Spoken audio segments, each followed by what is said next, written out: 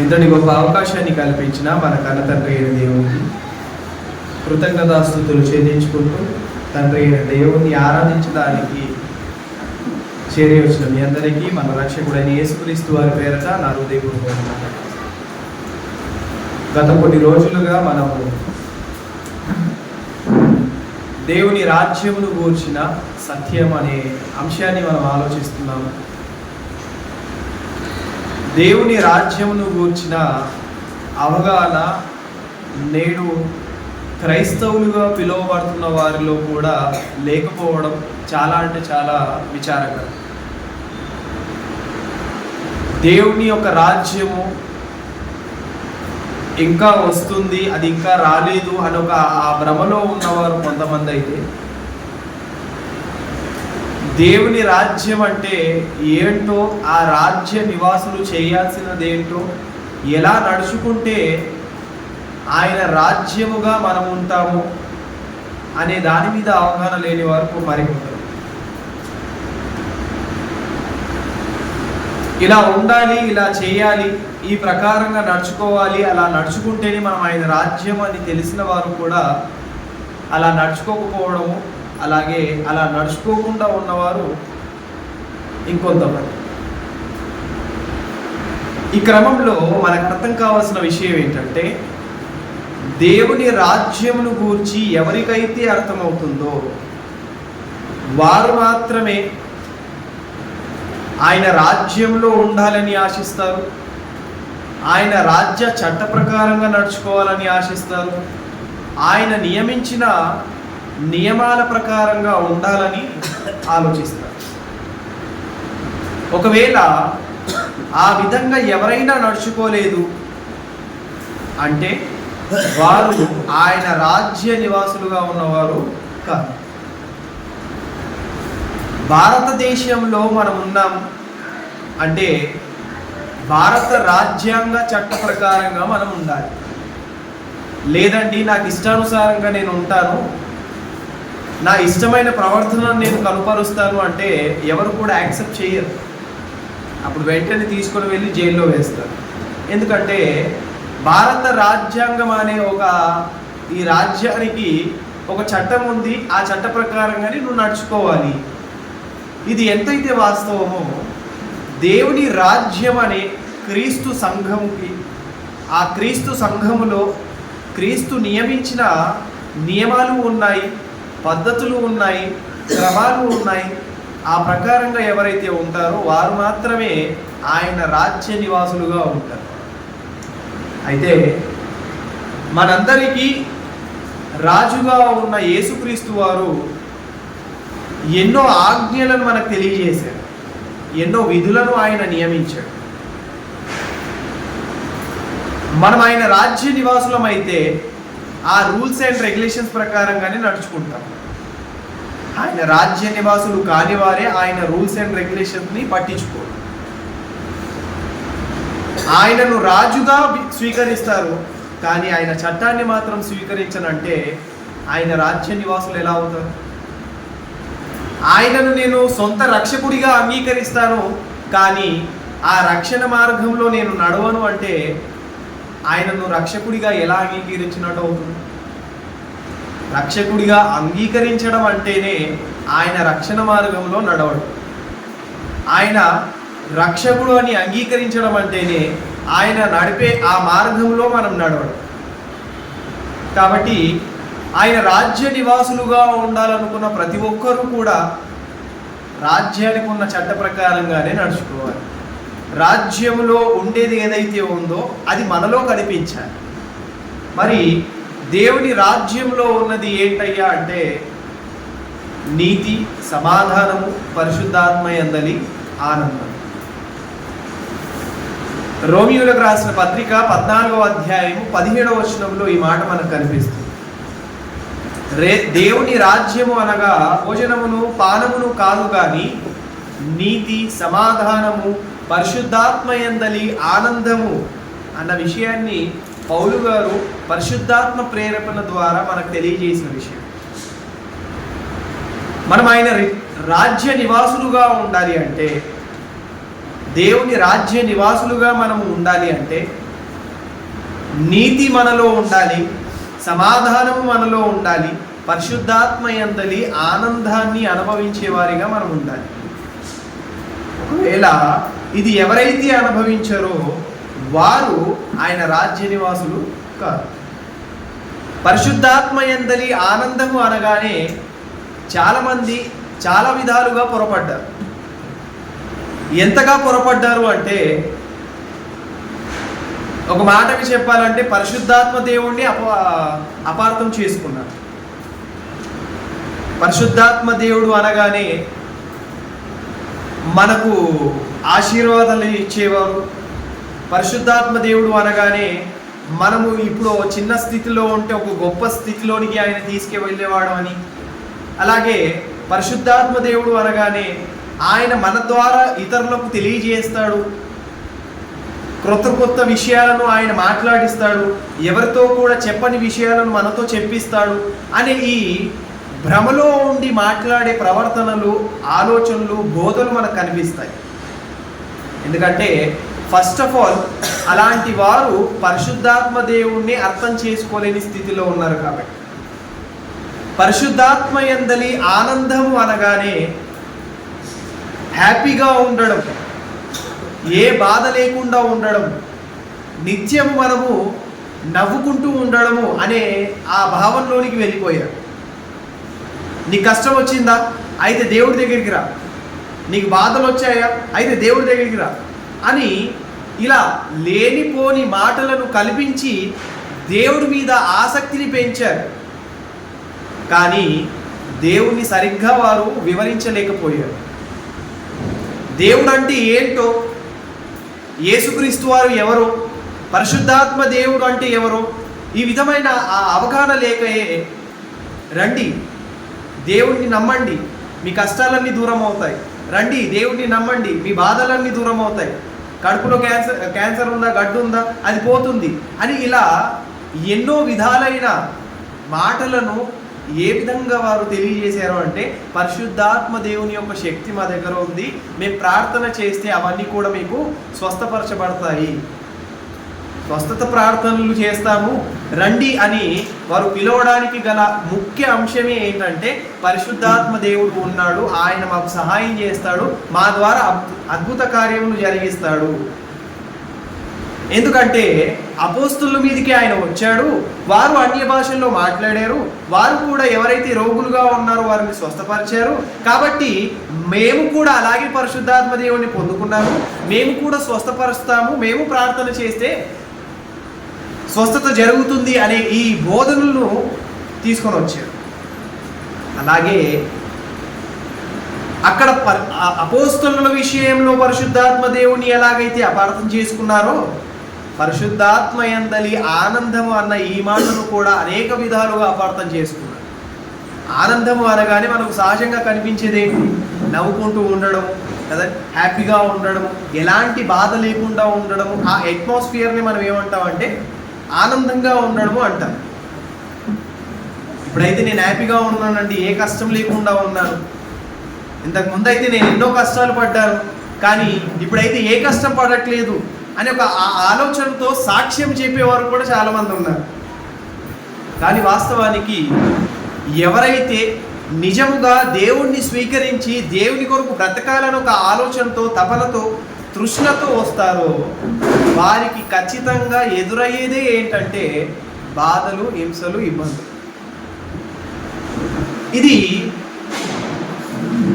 మనలో మనం మాట్లాడుకునేది కాదు, అలాగని నేను చెబుతున్న మాటలు స్వతహాగా ఉన్నవి కాదు.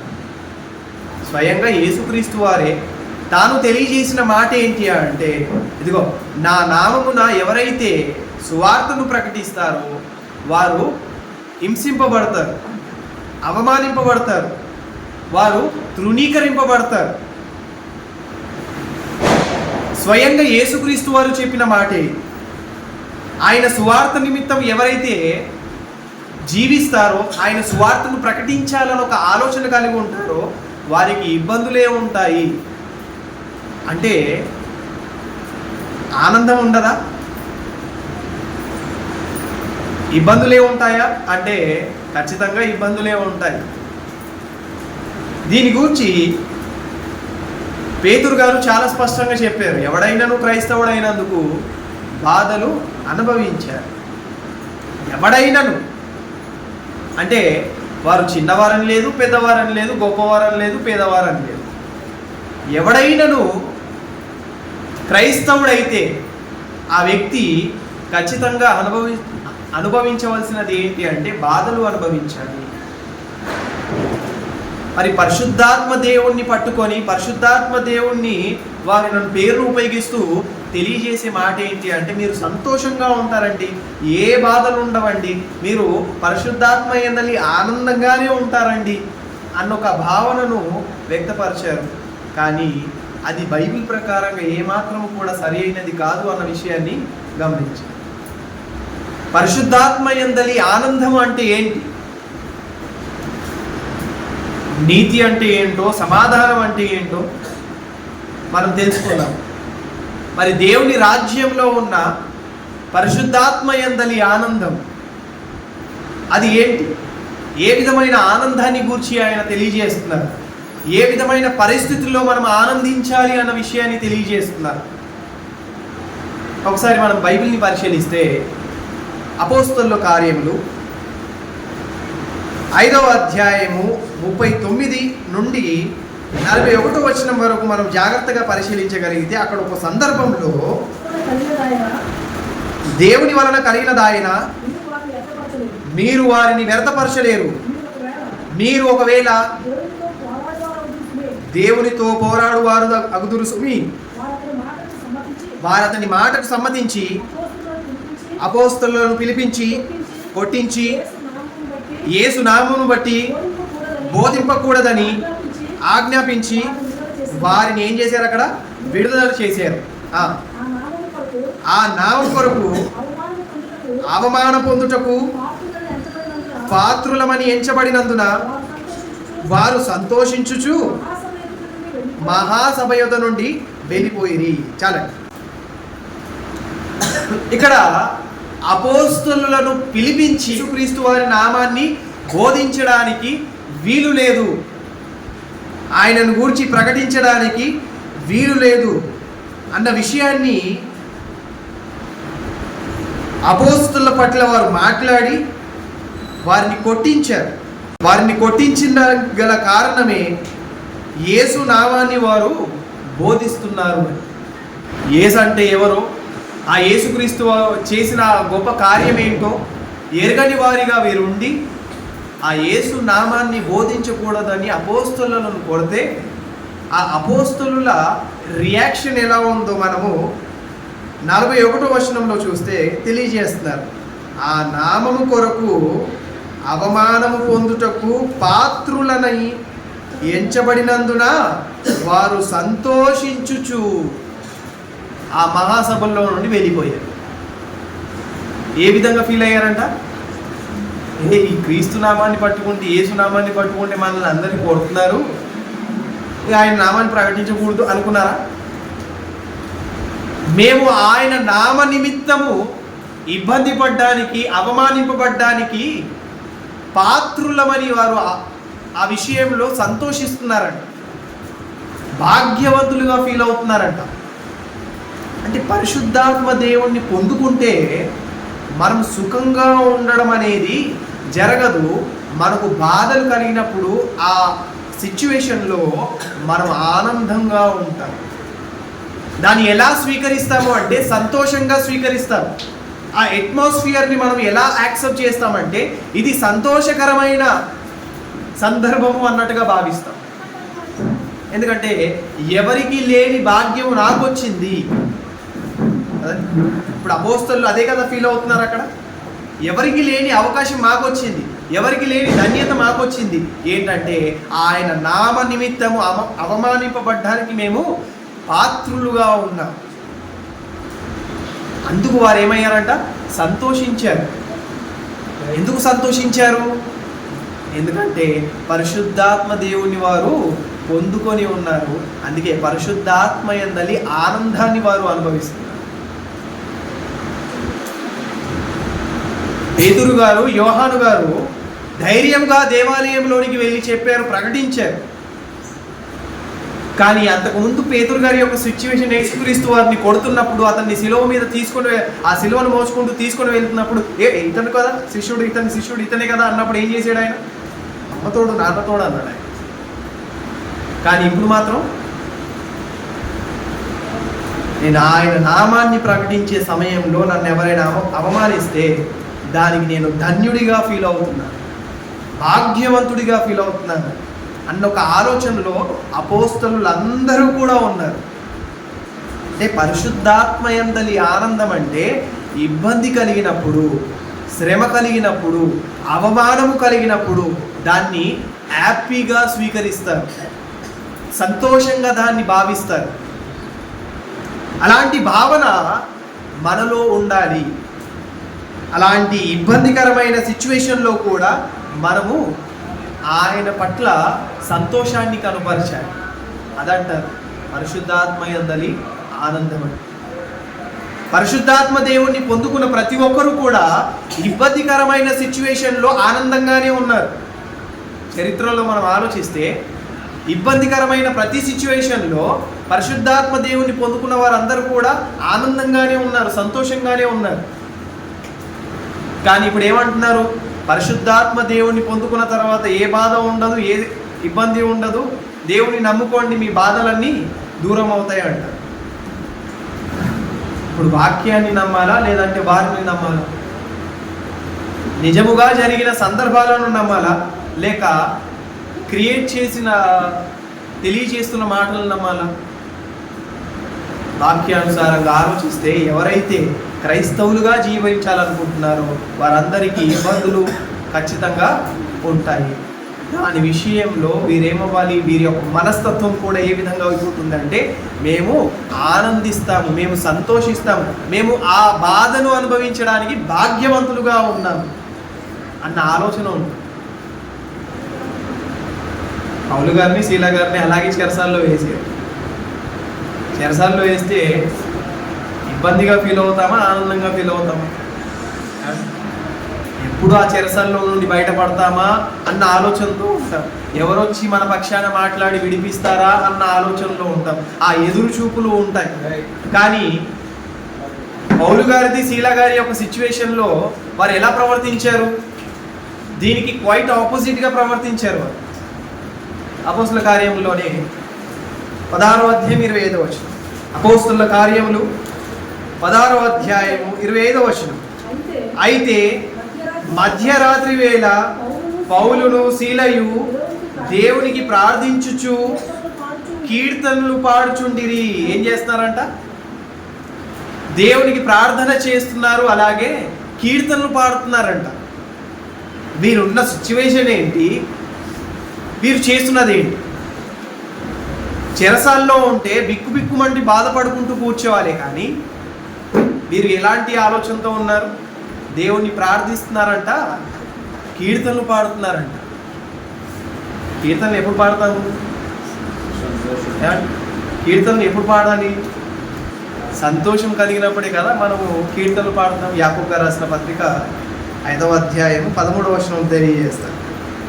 యాకోబు గారు రాసిన పత్రిక 5వ అధ్యాయం 13వ వచనంలో, మీలో ఎవరికైనాను శ్రమ సంభవించిన అతడు ప్రార్థన చేయవలెను, ఎవరికైనాను సంతోషము కలిగిన అతడు ఏం చేయాలంట? కీర్తనలు పాడాలి. ఇప్పుడు పౌలు గారు, శీల గారు చెరసాల్లో ఉండి ఏం చేస్తున్నారు? పాటలు పాడుతున్నారు. అంటే దాన్ని, ఆ అట్మాస్ఫియర్ని, ఆ సిచ్యువేషన్ని వాళ్ళు ఎలా యాక్సెప్ట్ చేస్తున్నారు? సంతోషంగా భావిస్తున్నారు దాన్ని. మేము ఆయన నిమిత్తము చెరసాల్లో వేయబడ్డాం. మేము దొంగతనం చేసి చెరసాలకు రాలేదు, మేము వ్యభిచారం చేసి చెరసాలకు రాలేదు, మేము ఎవరినో దోచేసి చెరసాల్లోనికి రాలేదు. నిజాయితీగా, నిక్కచ్చుగా దేవుని రాజ్యమును గూర్చిన వార్తను తెలియజేసినందుకే ఇదిగో ఈ సిచ్యువేషన్లో ఉన్నాము. కాబట్టి మా అంత గొప్ప భాగ్యవంతులు ఎవరు కూడా లేరు అన్న ఒక ఆలోచనతో వారు సంతోషిస్తున్నారు. ఇది కదండి పరిశుద్ధాత్మ యందలి ఆనందం అంటే. పరిశుద్ధాత్మ దేవుణ్ణి పొందుకున్న వారందరూ కూడా ఆనందాన్ని, ఎక్కడ వెతుకుతారు అంటే ఆయన నిమిత్తము ఇబ్బంది పడే ఆ సిచ్యువేషన్లో వారు ఆనందాన్ని వెతుకుతారు. అలాంటి ఆ సిచ్యువేషన్ని మనం ఎదుర్కోవాలి. అలాంటి సిచ్యువేషన్ మనకి ఎప్పుడైనా కలిగిందా? అలాంటి పరిస్థితుల్లో మనం ఎప్పుడైనా ఉన్నామా? అండ్ సువార్తను ప్రకటించినప్పుడు మనల్ని ఎవరైనా అవమానించారా? ఎవరైనా ఆయనను గూర్చి చెబుతున్నప్పుడు మనల్ని కొట్టారా? అలాంటి టైంలో మనం ఎలా ఫీల్ అవ్వాలి అంటే, ఎవ్వరికి లేని ఛాన్స్ నాకు వచ్చింది అన్నట్టుగా భావించాలి. వాడు కొట్టాడు, నేను కూడా ఇప్పుడు ఇరగా తీసేస్తాను అన్నట్టుగా వెళ్ళామనుకోండి, నీకు ఎక్కడుంది ఆనందం? పరిశుద్ధాత్మ దేవుణ్ణి పొందుకోకపోతే అదే ఆలోచన ఉంటుంది. కొడితే తిరిగే కొట్టాలి అని ఒక ఆలోచన ఉంటుంది. కానీ కొట్టినా, అవమానించినా, ఎంత ఇబ్బంది పెట్టినా దాని విషయంలో మనం ఏం చేస్తాము? ఆనందిస్తాము. అది పూర్వీకులు చాలా గొప్పగా అనుభవించారు. ఆ సిచ్యువేషన్ని చాలా హ్యాపీగా డీల్ చేశారు. కానీ మనం అది చేయలేము. ఎందుకంటే మనకంత ఓర్పు ఉండదు కదా, మనకంత సహనం ఉండదు కదా, వారికి ఉన్నంత ఆలోచన మనకు ఉండదు కదా. వారిలో ఎలాగైతే పరిశుద్ధాత్మ దేవుడు పనిచేస్తున్నాడో మనలో ఆయన పనిచేయడు కదా. ఎందుకంటే ఆయనను విడిచి ఎప్పుడో మనం ఉన్నాము కాబట్టి ఆ సిచ్యువేషన్లో ఆనందం మాత్రము రాదు. అందుకే పరిశుద్ధాత్మ యందలి ఆనందము అంటే హ్యాపీగా ఉండడము అనేది హ్యాపీ సిచ్యువేషన్లో కాదు, క్రిటికల్ సిచ్యువేషన్లో కూడా హ్యాపీగా ఉండడమే పరిశుద్ధాత్మ యందలి ఆనందం. అందుకే మత్తయి సువార్త 5వ అధ్యాయం 11వ వచనంలో మాట్లాడుతూ యేసుక్రీస్తు వారు భవిష్యత్తును గూర్చి మాట్లాడుతున్నారు. అక్కడ మత్తయి సువార్త 5వ అధ్యాయం 11వ వచనం నుండి, నా నిమిత్తము జనులు మిమ్మును నిందించి, హింసించి, మీ మీద అబద్ధముగా చెడ్డ మాటలెల్లా పలుకునప్పుడు మీరు ధన్యులు. ఆ సిచ్యువేషన్లో ఎలా ఉండాలంటే సంతోషించుచు ఆనందించుడి. అంటే నిజంగానే సంతోషిస్తామా మనం? ఎవరైనా మనల్ని అవమానిస్తున్నారు అనుకోండి, అప్పుడు నిజంగానే అబ్బా నా అంత గొప్పవాడు ఎవరు లేడు అన్నట్టు ఫీల్ అవుతామా? దానికి రివర్స్గా ఎప్పుడు మాట్లాడాలా, ఛాన్స్ ఎప్పుడు వస్తుందా అన్నట్టుగా ఎదురు చూస్తాం. కానీ నా నిమిత్తం ఎవరైతే అవమానింపబడతారో వారు దాన్ని ఎలా తీసుకోవాలి అంటే ఆనందంగా, సంతోషంగా స్వీకరించారు. అందుకే ఏమంటున్నారు? అలాంటి వారు ఎవరైతే ఉన్నారో వారు ధన్యులు. ధన్యులు అంటే ఆశీర్వదింపబడిన వారు. వారు గొప్పగా ఉండే అవకాశాన్ని సంపాదించుకునేవారు. అందుకే మనము అవమానింపబడినప్పుడు ఆనందంగా ఫీల్ అవ్వాలి.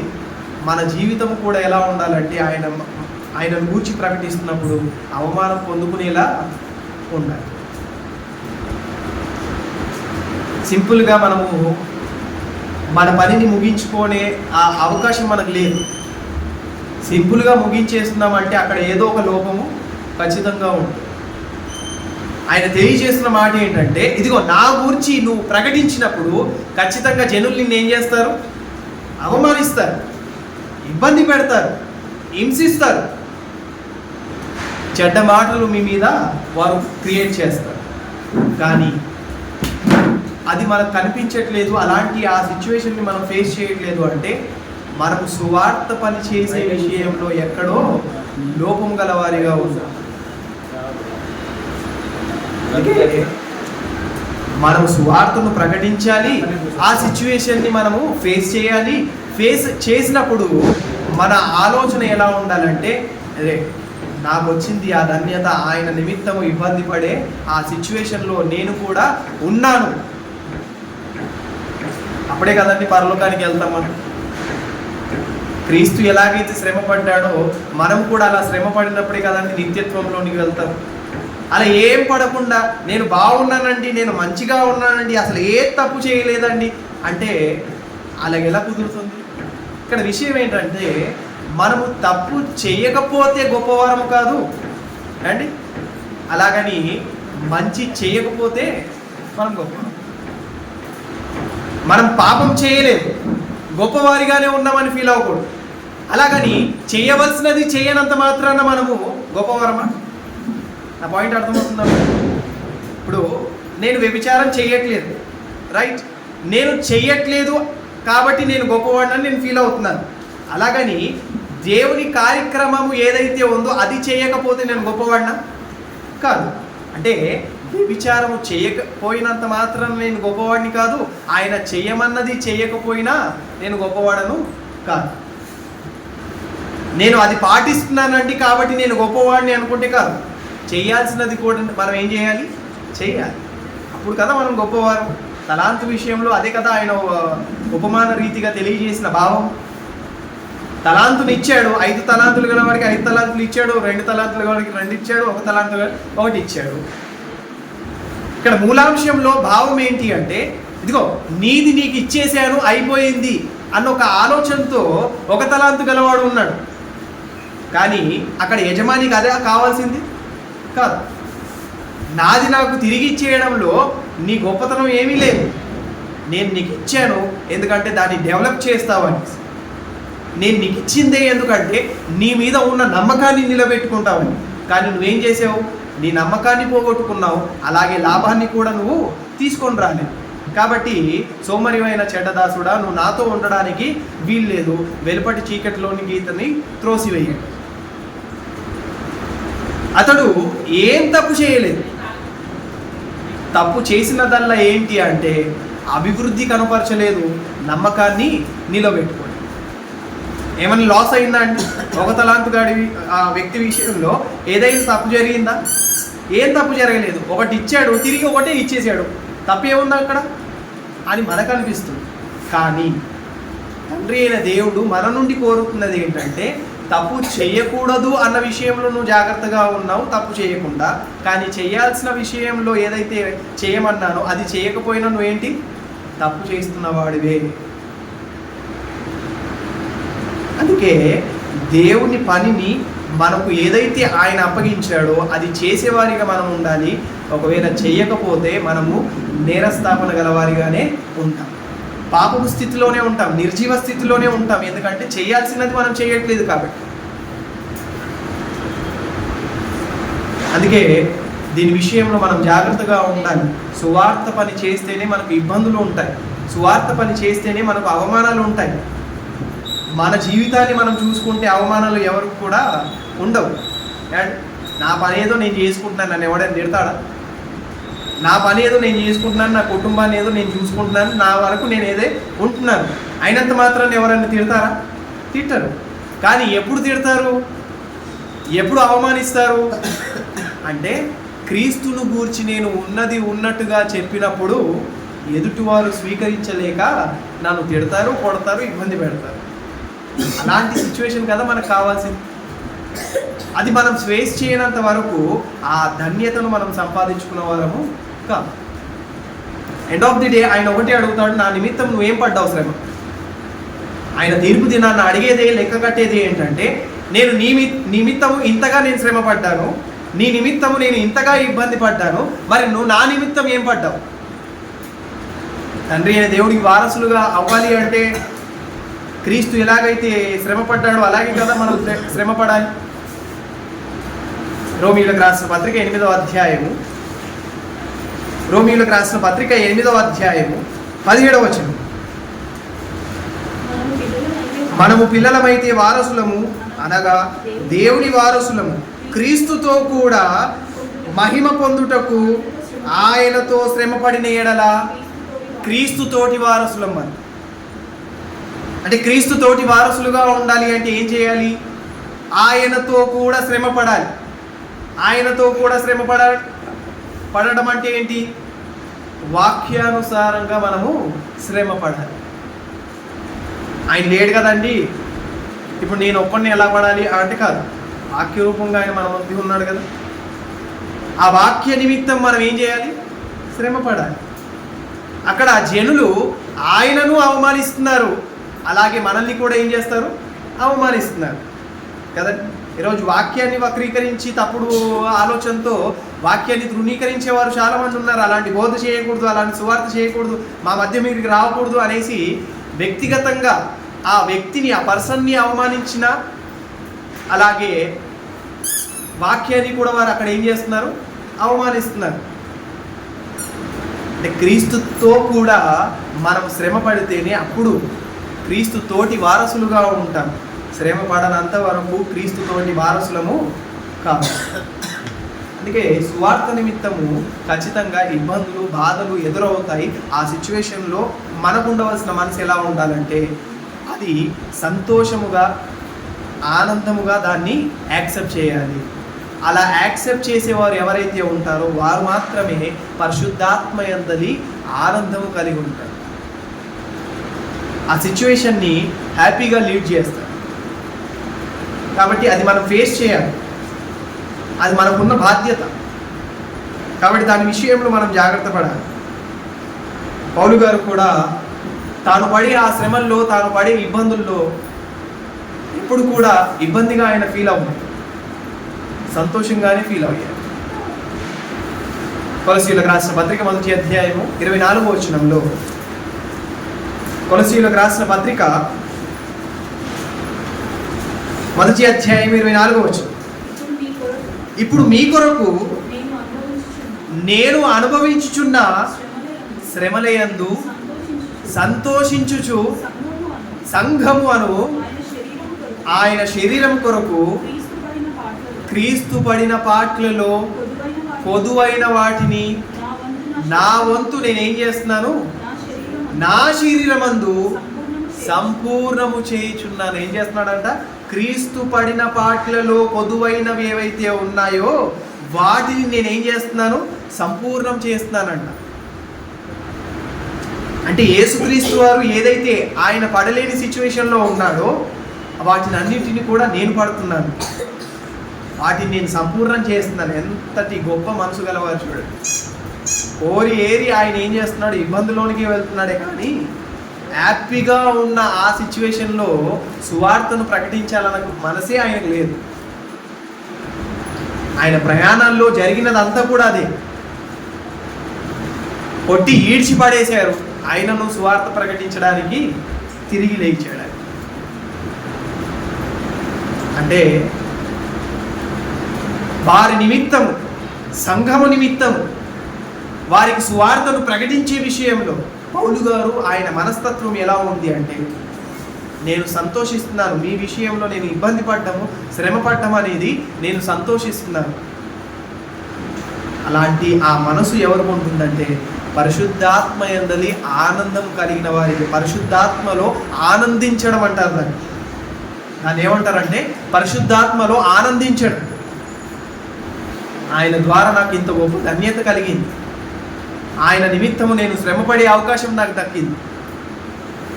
కాబట్టి మనము కూడా అలాంటి సిచ్యువేషన్ని ఫేస్ చేసేవారిగా ఉండాలి. ఒకవేళ లేము అంటే ఆయన రాజ్యమును కూర్చిన అవగాహన, ఆయన రాజ్యమును విస్తరింపచేసే ఆ అవకాశము, అలాంటి భాగ్యాన్ని మనము సంపాదించుకోవట్లేదు. సింపుల్గా మనం వచ్చాము, వెళ్ళిపోయాము అంటే మనం నిత్యత్వంలోనికి వెళ్ళేవారము కాము.